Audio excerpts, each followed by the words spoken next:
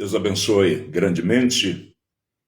Como ressurgir da onde a maioria se destrói? Como ressurgir das cinzas? Sempre surge essa pergunta para nós, seres humanos que vivemos em um mundo onde nos deparamos com tantas pessoas, com tantas limitações. E às vezes essas limitações levam essas pessoas ao caos emocional, psicológico, e às vezes coloca essas pessoas em um casulo de depressão, às vezes de pensamento de suicídio, de pânico, e essas pessoas elas vão construindo uma jaula mental para aí estarem dentro desta jaula, quando elas se deparam às vezes com suas grandes limitações, com seu karma, com sua dor, e às vezes não tem suporte psicológico, emocional para lidar com esse grande drama, e às vezes essas pessoas elas vão sucumbindo. Como ressurgir desse caos onde para muitos é afogamento, é destruição, mas alguém sempre se ergue daí, se levanta daí e faz a diferença. Duas palavras: inteligência e circunstância. Circunstância apropriada e inteligência canalizar toda essa energia da inteligência para solucionar essa circunstância. Essa circunstância apropriada, com a inteligência canalizando toda a energia, a criatividade, o momento em que essa pessoa acessa os seus recursos internos de resiliência, de coragem, de ousadia, de determinação e de fé. O momento que essa pessoa começa encontrando recursos dentro dela mesma, que às vezes nem ela sabia que tinha. Mas justamente esse caos, esse drama, levou essa pessoa a atingir camadas mais profundas de si mesmo. E essa pessoa, ela ressurge da onde muitos se destroem. Existe a inteligência destrutiva e existe a inteligência construtiva. A inteligência destrutiva é quando a pessoa usa a sua própria inteligência para a sua autodestruição. A inteligência construtiva é quando eu uso a minha inteligência para me reconstruir. Essa é a inteligência inteligente, diríamos assim. Diante de um grande caos que acontece, algum tempo atrás eu fui tratar de um pastor que passou por um grande drama. E esse pastor ele passou por um drama de um divórcio dramático, e ele estava pensando em morte, estava na depressão, isso já tem uns 4 anos atrás. E eu fui tratar desse pastor e conduzi ele, tirei ele daquela masmorra, não é? Mostrei caminhos, porque a mente humana, o cérebro humano, precisa de caminhos, de janelas. A depressão é exatamente um buraco, né? Quando a pessoa está ali dentro daquele buraco. Normalmente, a depressão que mais atinge os seres humanos é quando a pessoa briga com ela mesma, quando ela não se auto-perdoa. Foi feita uma pesquisa nos Estados Unidos, se descobriu que quase metade dos pacientes que vivem nos hospitais, eles têm alguma disfunção nos seus corpos e a causa é falta de perdão próprio. Então, no momento que a pessoa comete um equívoco, um erro, um drama, que ela não se perdoa, ela começa se autodeprimindo. E por ela não perdoar aquela situação, ela vai tendo ódio dela mesma, desenvolvendo aquela raiva, aquela amargura dela mesma. Ela contra ela. Essa é uma das maiores causas da depressão. Então, diante dessa situação, eu mostrei caminhos a esse pastor, caminhos psicológicos, janelas, porque, como eu falei, a depressão é um buraco, é um poço, é um abismo que tem muralhas, e você vai construindo essas muralhas mentalmente através de pensamentos, de sinapses, não é? pensamentos da mesma natureza, DNAs psíquicos da mesma natureza, sensações, emoções da mesma natureza, e a pessoa vai construindo essa jaula mental, e ela vai ficando ali dentro.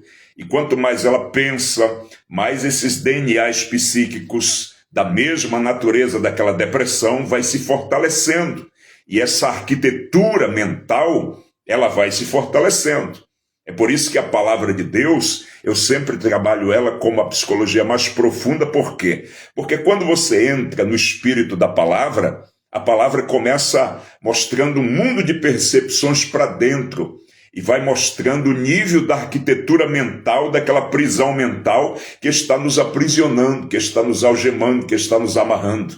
As maiores prisões não são aquelas de grandes cadeados que a gente vê nos presídios, não. É aquela prisão que a porta está aberta, o portão está aberto, a pessoa está sentada na cadeira da auto-vitimização e da escravidão e ela não consegue se levantar, não consegue sair.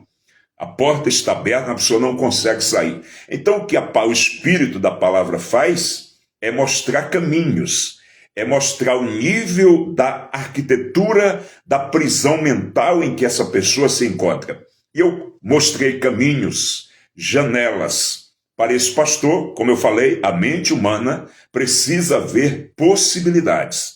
Quando você coloca muros, estabelecendo muros através de palavras, não vai dar certo, é impossível. Isso vai deprimindo o cérebro e a mente vai se deprimindo. Então você tem que sempre mostrar para a mente possibilidades. Então quando eu mostrei possibilidades para aquele pastor, já estava pensando em suicídio, pensando em morte, e mostrei para ele, dei para ele, perguntei, por que você não estuda o mundo da mente humana? Ou seja, sair desse casulo só da teologia fechada, né? Que é a teologia da palavra, do evangelho, é exponencial. Ela abre um mundo para fora, né?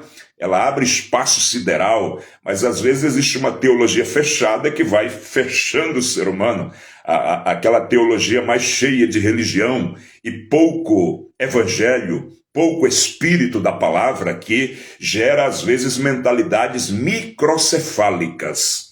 Microcefalia mental, psicológica e religiosa é uma pessoa que cresceu espiritualmente com uma mentalidade pequena acerca de quem é Deus, quem é a fé, o que é a palavra, né? Então essa pessoa ela cresceu, desenvolveu-se em Cristo, mas com uma mentalidade pequena, com uma mentalidade fechada. E às vezes você precisa levar essa pessoa, exponencializar a sua mentalidade, exponencializar o seu cérebro, né? Ressignificar os limites do seu conhecimento através da flexibilidade cerebral. O cérebro flexível nessa hora é muito importante quando a pessoa, por exemplo, está na depressão. Por quê? Porque ela é capaz de se reinventar. A mente flexível, o cérebro flexível, não rígido, porque tem uma diferença do cérebro flexível para o cérebro rígido. Você pega uma criança e coloca nos braços, criança morta, ela é rígida. Então a rigidez está ligada à morte. Se você pega uma criança viva e coloca nos braços, ela é flexível, né? Então a flexibilidade está ligada à vida. Uma mente flexível sempre está preparada para se reinventar, para se reinterpretar, para se reconfigurar. Agora um cérebro rígido, Jesus Cristo mesmo disse, não se coloca vinho novo em odres velhos, né? Porque vai se romper, esse odre velho vai se romper no meio. Então quando eu dei uma ideia para aquele pastor estudar sobre a mente humana, querendo tirar ele daquele casulo, ele começou estudando psicologia e hoje já tem 3 anos que ele está fazendo um curso de psicologia e hoje está ensinando pessoas, né, da sua igreja que passaram pela mesma situação que ele passou. Agora veja só, um grande passo para a pessoa se levantar das cinzas de um ambiente onde muitos naufragam, um problema que muitos não conseguem se superar. Né? É quando você está diante de um grande problema. Você tem 2 opções. Ou você se deprime, ou você se fecha, ou você afronta superadoramente esse problema. E aí você vai ressurgir das cinzas, né? Você decide ressurgir das cinzas. Ressurgir da onde a maioria ia se autodestruir. Então veja só, o exemplo desse pastor. Hoje ele está ajudando pessoas que passaram pela mesma situação que ele passou. Então no momento que ele começou estudando o mundo psicológico, ele saiu um pouco para fora desse espaço fechado, de uma teologia fechada, muita religião, pouco evangelho, pouco espírito da palavra. Não é que a teologia é isso, mas existem ambientes que ensinam uma teologia muito fechada, não é? E aí gera o que eu falei, essa microcefalia mental, essa microcefalia religiosa, essa microcefalia psicológica, cabeça pequena. Jesus disse que seríamos testemunhas tanto em Jerusalém, Judeia, Samaria e até os confins da terra. Você vê que na parábola dos talentos, para um foi dado 2, multiplicou para 5, para outro deu 5, multiplicou para 10. Então o reino, ele potencializa você. O espírito religioso pega o teu talento e joga debaixo da mesa, joga debaixo do velador, pega a tua luz e joga debaixo do velador. Então tem uma diferença muito grande do espírito da palavra teológica, palavra de Cristo, para o espírito religioso. O espírito religioso, ele escraviza. O espírito religioso, ele não potencializa o ser humano. O espírito religioso, ele não dá um cérebro exponencial para você. Então, veja como é importante, nesse momento que a pessoa se depara com um grande problema, com uma grande circunstância, algo que limita muitos, que paralisa muitos, aonde muitos naufragam, aonde muitos se destrói, essa pessoa consegue se auto-erguer, né? E nós estamos abordando alguns passos para que você vá captando isso aí. Talvez não seja só para você, mas para você usar como ferramenta de auxílio a outros. Já são vários anos que eu trabalho muito com grandes dramas, né? Tragédias, desastres, tudo que é desastre brasileiros, vários desastres mundiais, cuidando de famílias que passaram por grandes perdas, queda de avião, terremoto, maremoto, tragédia da Boate Kiss, Brumadinho, Haiti. Então, grandes situações onde a gente lida com pessoas mutiladas, pessoas que perderam um braço, uma perna, pessoas que perderam familiares, pessoas que perderam tudo. Então, normalmente eu trabalho com temas muito fortes em relação a isso. E eu queria justamente trabalhar com você nessa tarde sobre essa questão. Aí vem quando a pessoa ela começa acessando os seus recursos internos, da resiliência, da coragem, da ousadia e da fé. A Bíblia diz em Isaías: não permitirei a dor sem que dela venha brotar, nascer algo novo. Veja como isso é poderoso. A Bíblia diz: não permitirei a dor sem que dela venha brotar, venha nascer algo novo. Então Deus tem um grande propósito em meio à dor. E quando toda grande mudança, ela gera em uma crise. As transformações, elas começam da nossa essência. Não de fora para dentro, mas de dentro para fora. Você vê que no tempo da pandemia, por exemplo, no tempo da pandemia, digamos aí que 80% das pessoas não aprendeu nada com a pandemia. 20% sim. Mas essas 20% que aprendeu vai ser farol para os 80% que não aprendeu nada? Isso é muito importante. Não é? Então, diante da crise, diante da dor, é onde acontece a grande transformação interior na vida do ser humano a partir da sua essência. Ninguém se transforma de fora para dentro. É bem verdade também que as maiores transformações em nós, elas acontecem por compulsão.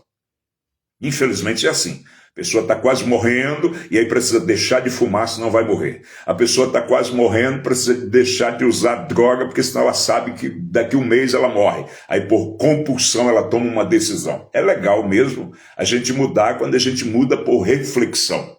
Mas, infelizmente, poucas vezes acontece. A pessoa muda por compulsão, né? A pessoa também muda por reflexão. Então as grandes mudanças, elas partem da nossa essência, elas partem de dentro de nós. Salomão já dizia que é na casa do luto, da tragédia, que mora a sabedoria. Então a sabedoria do ser humano, ela nasce no ambiente da dor. Você nunca vai ver grandes lições sendo aprendidas na mesa da euforia. Não, euforia não tem nada a nos ensinar. Agora, Você senta, por exemplo, em uma mesa onde as pessoas compartilham ideias nobres em relação à humanidade, em relação a ajudar pessoas, você sai dali fortalecido. Agora, sente em uma mesa onde só fala mal da vida dos outros, só fala besteira, só fala porcaria. Você sai dali, você não se edificou em nada. Pelo contrário, você emprestou seu cérebro para bobagem, para porcaria, e ainda falou da vida dos outros, não é assim? Então, como é importante a gente entender que uma cara com lágrimas tem muito a nos ensinar. O filho pródigo, aonde foi que a maior reflexão da vida dele aconteceu? Não foi no momento de euforia. No momento de euforia, ele perdeu tudo, né, e foi gastar. Agora, a grande reflexão do filho pródigo surgiu aonde? Surgiu, ele se acordou, ele despertou, e a grande revelação aconteceu quando ele estava na lama, quando ele havia perdido tudo. Veio as lágrimas, aí quando ele se viu na lama, aí ele disse, opa, levantar-me-ei, irei ter com meu pai. Então foi dali que nasceu a reflexão profunda, a mudança por compulsão, a transformação começou de dentro. Ele se arrepende, diz, agora eu quero uma mudança, vou em direção à casa do meu pai. Então, o ambiente da dor, as grandes dores que acontecem conosco, elas são plataforma para que a partir dali surja, venha a nascer uma mudança poderosa dentro de nós. Agora, essa mudança, ela acontece quando eu aceito o ambiente, o momento em que eu estou vivendo aquela situação, que eu chamo de aceitação superadora e sofrimento produtivo. Que negócio é esse, Abrão Silva? Sofrimento produtivo, sim. O ser humano, quando ele não aprende com o sofrimento, nós seres humanos, nós neurotizamos. Talvez você já encontrou uma pessoa que sofreu tanto, neurotizou, mas ela não aprendeu. Por quê? Porque ela não conseguiu assimilar os maus momentos mal vividos. O que é maturidade? Maturidade é você assimilar momentos mal vividos. Assimilar, quando eu estou vivendo uma realidade amarga, difícil, se eu consigo assimilar aquela realidade, eu sou uma pessoa madura. Se eu estou atravessando um deserto, um grande problema, e eu só murmuro, isso fala que eu não sou uma pessoa madura. Então, maturidade é quando eu assimilo momentos mal vividos. Veja só como é poderoso isso a gente compreender. Então, quando você estiver atravessando um deserto, um grande problema, e você for para a reflexão profunda, for para a oração, for para a meditação da palavra, procurar uma orientação de uma pessoa madura, significa dizer que você tem maturidade na vida. Se reclamou, só murmura, é porque não tem maturidade. Então guarde isso. Maturidade é quando nós assimilamos momentos maus vividos, né? Então, o que é o sofrimento produtivo? É quando eu aprendo diante do sofrimento. Então esse sofrimento ele passa a ser produtivo na minha vida, porque ali eu estou crescendo, estou amadurecendo, estou aprendendo. O que é aceitação superadora? É quando eu aceito o momento, quando eu aceito a circunstância, quando eu aceito a dor. Existia um grande psiquiatra suíço que ele dizia, tudo que você resiste, persiste. Tudo que você abraça se transforma dentro de você. Veja que poderoso. Ele dizia o seguinte, tudo aquilo que você resiste, que você não aceita, é mais ou menos José do Egito, né? Dentro daquela cisterna, inveja dos irmãos. Digamos que ele não aceitasse. Ia adoecer, mas não, ele aceitou. Aí o seu primeiro filho nasce, ele coloca o nome de Manassés, que significa perdão, esquecimento, quero perdoar a casa do meu pai. Agora, se ele resiste, você pode ver que todas as fases de José do Egito, ele aceita, ele abraça, ele não rejeita. É vendido, vai para casa de Faraó, vai para presídio, vai não sei para onde, e ele vai aceitando cada fase. Então isso é um grande segredo para uma pessoa que não seja madura, mas está no processo de amadurecer de forma certa, né?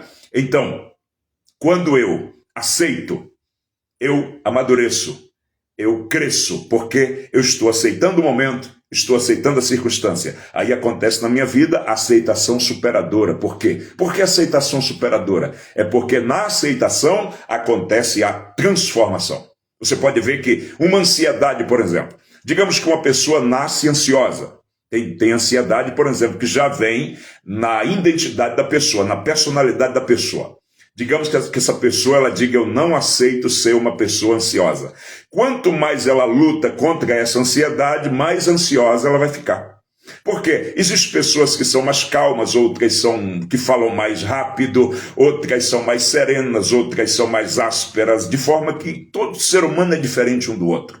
Agora, qual é o grande segredo para essa pessoa ser menos ansiosa? Não é rejeitando. Porque tem pessoa que tem aquilo como que um karma, e ela diz, eu não aceito ser ansiosa. É pior, essa ansiedade vai crescer, vai se potencializar, vai se agigantar. Agora, se ela diz, não, eu aceito essa ansiedade, só que essa ansiedade não me define. Eu tenho aí uma ansiedade, mas aqui acolá ela vem, vai embora. Tem um pânico por aí, mas aqui acolá é como aquele tio chato.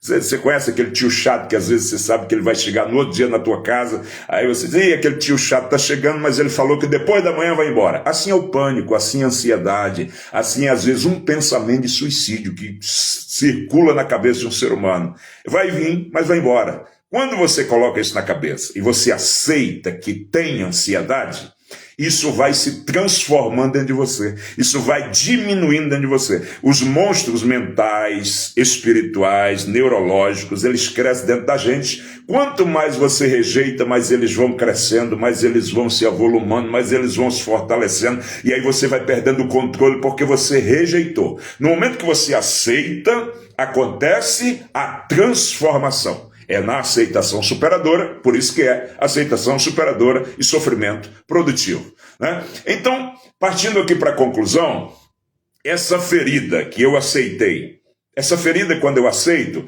ela recebe uma reflexão muito profunda, né? É aquele momento em que eu tenho uma compreensão profunda sobre essa ferida. E dessa ferida nasce algo chamado dom. Dom da sabedoria, dom do discernimento, ou seja, esse encontro do propósito no processo do sofrimento. Eu estou conectando o meu propósito com aquela ferida. Veja que poderoso, né? Quando você conecta o seu propósito com essa ferida, ou seja, essa ferida vai transbordar para outras pessoas. Então, no processo desse sofrimento, você também encontra o propósito para o qual você veio aqui nesse mundo. Tem pessoas que somente diante de uma grande dor que ela viveu, ela vai encontrar o propósito dela, porque através daquela dor, ela vai ajudar outras pessoas. Eu tenho um grande exemplo, que é a Boate Kiss, em Santa Maria, Rio Grande do Sul.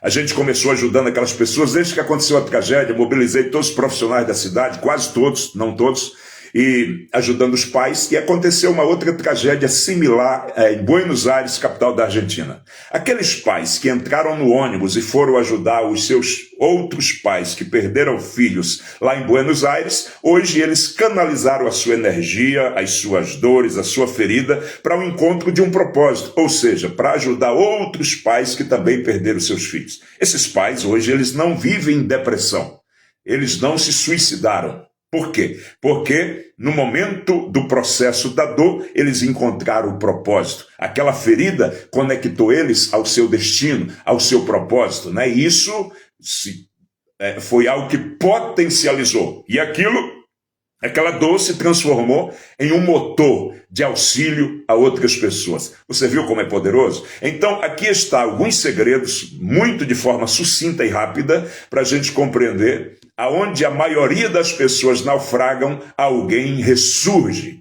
Aonde a maioria das pessoas se autodestrói, outros são capazes de superar, de sobressair e transformar tudo isso em ferramentas de trabalho. Então depois você pode ver esse vídeo outra vez e você vai encontrar aí quais são os passos. Talvez você está passando por um grande drama, né? Talvez perdeu um parente, perdeu no casamento, perdeu na empresa, perdeu não sei onde, ou talvez você é uma pessoa, um tetraplégico, perdeu um braço, perdeu uma perna, porque nessa vida, enquanto a gente está por aqui, a gente pode passar por todo tipo de perdas. O que a gente não pode perder é a nossa essência e entender que a partir de dentro de nós mesmos, independente do que se perdeu, a gente pode acessar ferramentas e se auto-reconstruir. Usar a nossa inteligência a inteligência construtiva e não destrutiva para se autoconstruir, para se auto-enxergar, para se auto-perceber. Como já dizia o grande sábio, talvez você não pode ser